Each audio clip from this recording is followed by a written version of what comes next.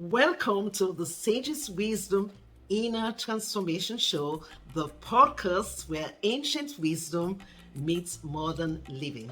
Hi, I am your host, Dr. Sheila Harris, aka Sara Ahavah. Some of you know me as Dr. Sheila Elliott. I am honored to guide you on this transformational journey.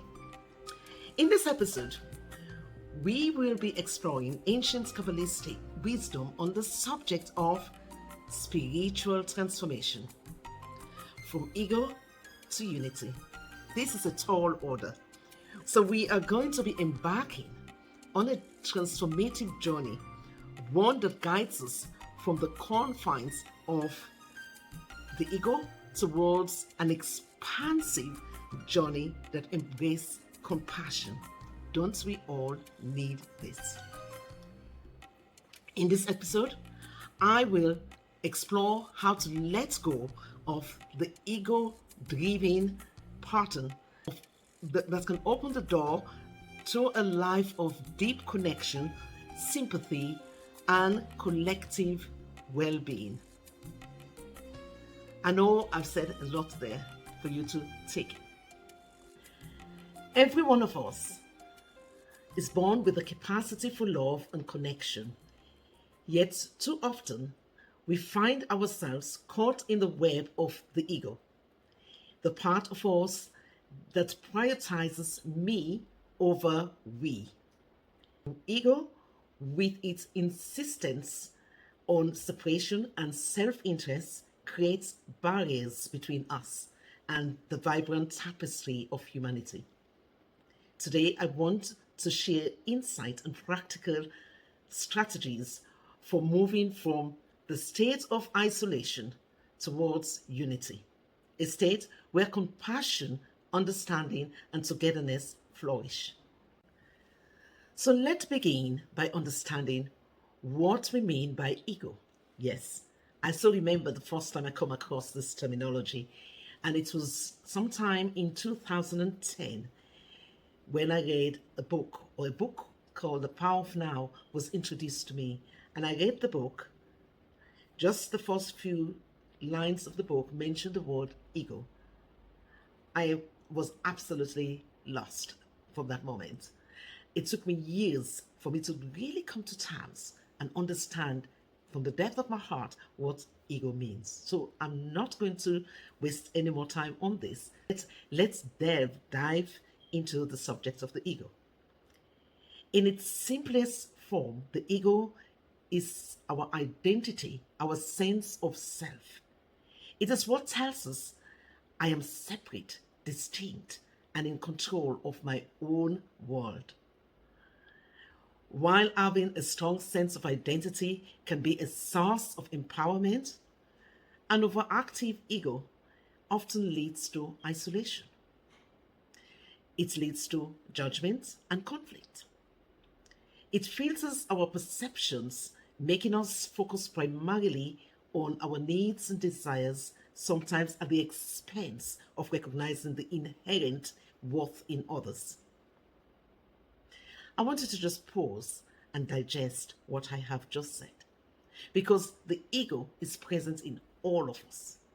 No matter what your race, no matter what your age, no matter what your color, no matter what your beliefs and your values, we all have ego. But let's look at the subject of unity.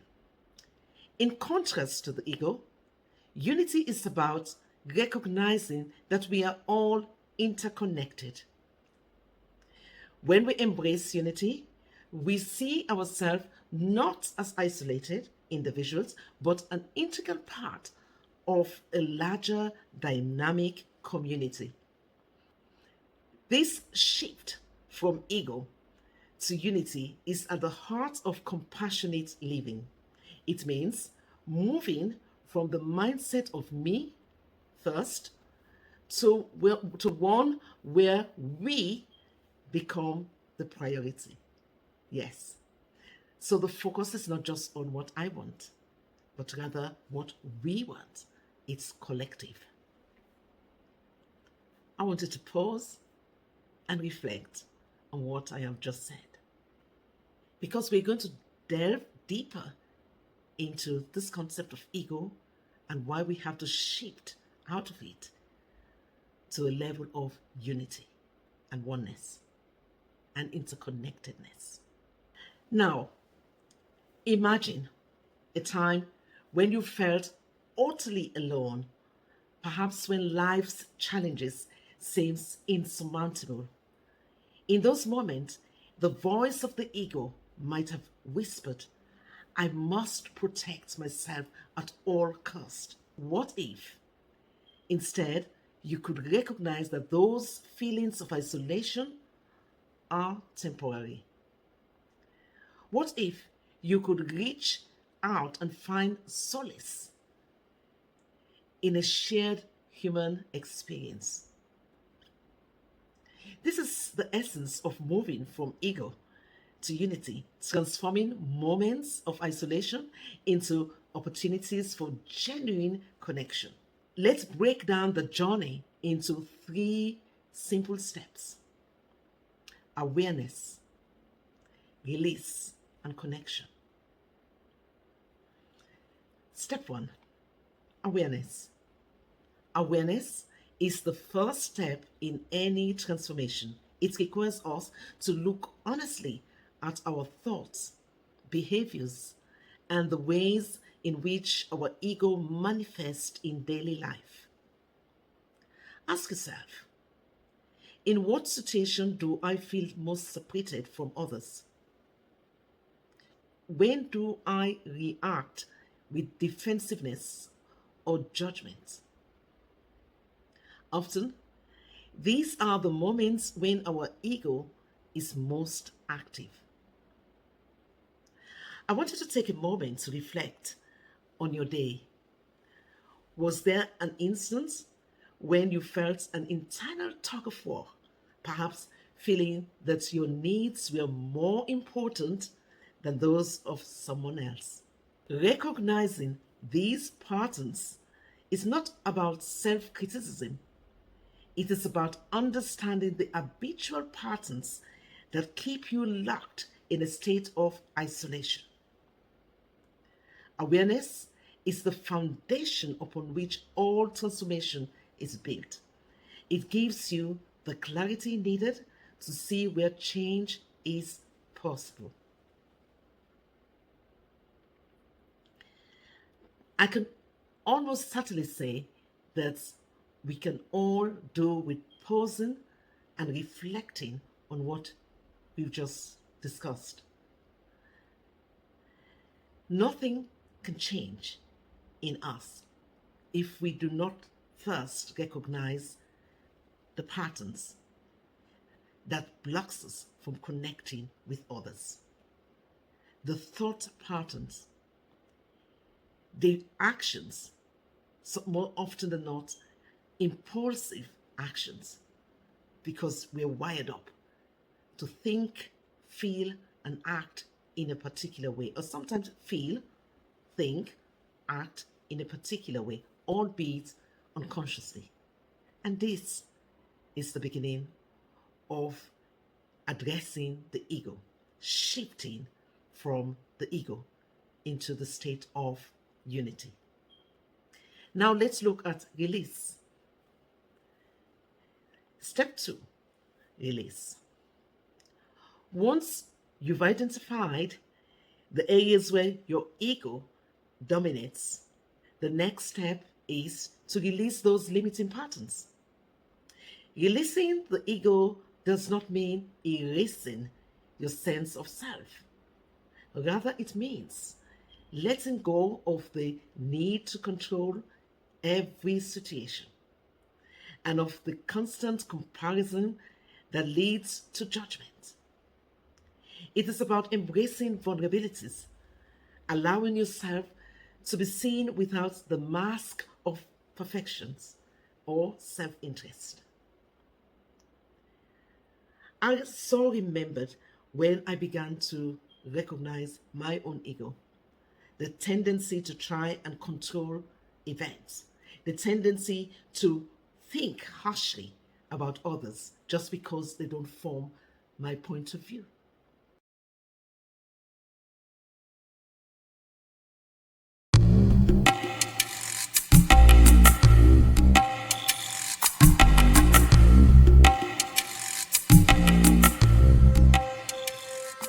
look at practical methods that we can use to release patterns. Patterns that have been habitual for such a number of years in our lives that we take for granted, but yet they are the traps that keep us in isolation. Practicing silence, where you observe your thoughts without judgment, and reflective journaling, which can help you understand the triggers of your ego. For example, you might notice that in moments of stress, you tend to withdraw or become overtly critical of others. By writing about these experiences, you can begin to see patterns and gently walk towards letting go of them. I'll give you an example. I remembered when I was doing this work myself, I began to notice that if I feel or have this sense of feeling that I'm losing something, then I want to take action urgently, often not considering all the parties involved in the matter. I want to instinctively latch out on the person that I deem to be an attacker. These are moments one has to step back and deliberately hold themselves from taking any habitual action. As hard as it is the practice of release, letting go of habitual patterns. Another powerful practice is forgiveness, both of yourself and of others. Forgiveness is an act of releasing the heavy burdens of resentments and blame that keep you separated from the unity you desire. When you forgive, you open up the space in your heart for compassion and understanding. Yes, I want you to just ponder on that, because forgiveness, I always say to my students, audience, followers, that forgiveness is one of the spiritual, meditative action, cleansing action that we should take on a daily basis.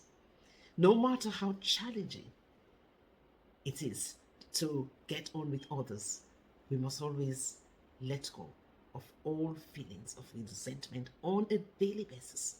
We must give ourselves that, otherwise it's a problem. We will isolate ourselves and never reach a state of unity. Okay, now we're going to talk about step 3. Step 3 is connection. So you become aware in step 1, you've released patterns, and what next? Connection. The final step in our journey is connection. The active process of reaching out and cultivating relationships rooted in mutual care and respect. Connection is about celebrating our shared humanity and recognizing that every person you meet is a fellow traveler on the journey of life. It means listening deeply to others, empathizing with their struggles, and offering support without expecting anything in return. I want to repeat that again, because we live in a world in which all our interaction with others have to be based on what's in it for me. And yet, to connect, truly connect with others, it means listening deeply to others, empathizing with their struggles, and offering support without expecting anything in return.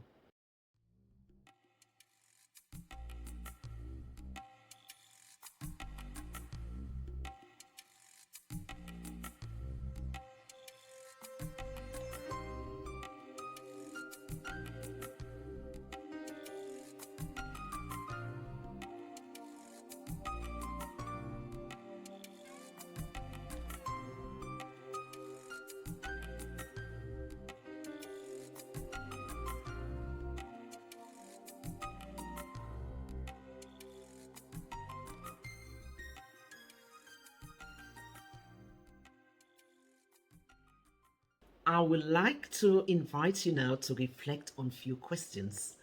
What situations in your life highlights the presence of your ego? Think about times when you felt the urge to defend your own need above all else. How might you begin to release the ego-driven patterns in your life after hearing what I have just said to you today in this podcast? Consider practices such as mindfulness, silence, observer of your thoughts, or even a daily journal entry that helps you process these moments. What does connection mean for you? What does connection mean to you? And how can you cultivate deeper relationships in your daily life? Visualize a simple act of kindness or a sincere conversation that bridges the gap between you and another person.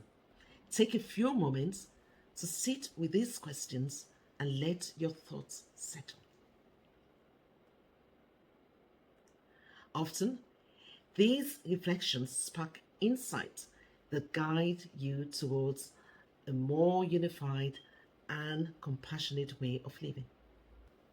I hope you are really taking all of this in, but even if you don't take all of it in at this point, you can always come back and review the content because these are deep teachings. It is about how we transform from the inside out. Very often, we think we can transform from the outside. We want others to change. The true change begins from an inner transformation, and it's all about changing from the inside out.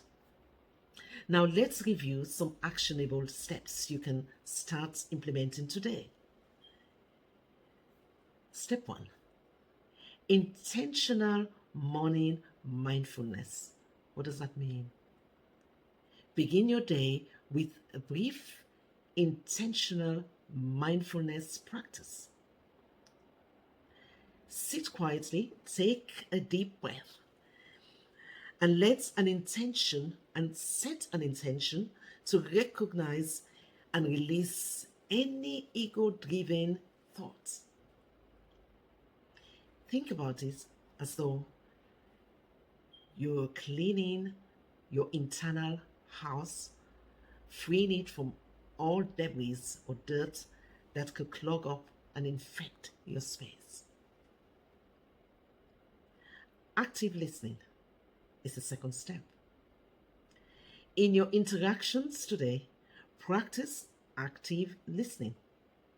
Focus on truly hearing what the other person is saying rather than planning your response or judgment.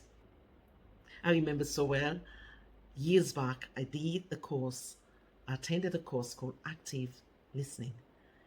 In this course, we were taught to listen to others speaking for 5 minutes without any response. And we should listen with our mind, with our soul, with our heart, and then after 5 minutes, repeat what the other said. And we should aim to repeat everything they said. A tall order. 5 minutes is a long time to listen to someone and say nothing. Most times the mind will get so confused and want to think thoughts, usually judging, criticizing, labeling, and we have to silence all of them. The third step, daily gratitude. Keep a daily gratitude journal where you write down at least one thing each day that you are thankful for in your interaction with others. This will help keep your focus from self-interest to appreciation for the collective. In my case, sometimes I write my gratitude, but I make it habits always to find something that I have to be grateful for. And if I see beauty in someone, I'm always appreciative because And there's beauty all around us. Sometimes I will admire a person, not just because of their physical beauty, because of their inner beauty as well. And that we can be grateful for the opportunity to see that.